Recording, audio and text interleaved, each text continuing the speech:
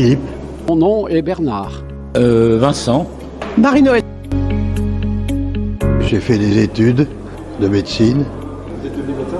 Oui, J'ai fait quelques stages, j'ai été en Angleterre, j'ai été en Allemagne, j'ai essayé de parler un petit peu quelques langues pour étoffer ma culture générale. Et je suis rentré en entreprise très tôt.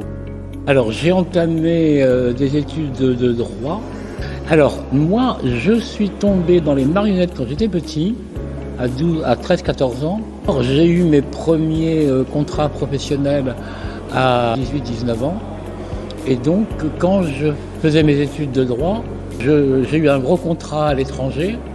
J'ai maintenu mon inscription en fac pour, à l'époque, éviter le service militaire jusque les 24 ans. Je suis rentré de l'étranger pour faire mes 3 jours, pour réussir à être exempté, bien sûr.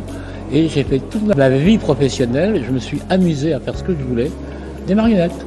J'ai eu une compagnie importante, une dizaine de salariés. J'ai géré une salle de spectacle dédiée à la marionnette pour adultes de 200 places. Donc, je veux dire, une réussite sur ce sujet-là, quoi.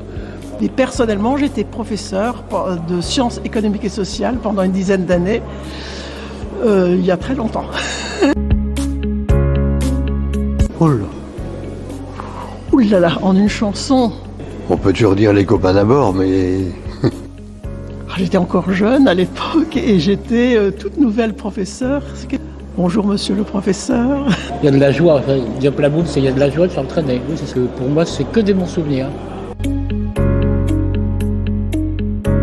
il y en a plusieurs.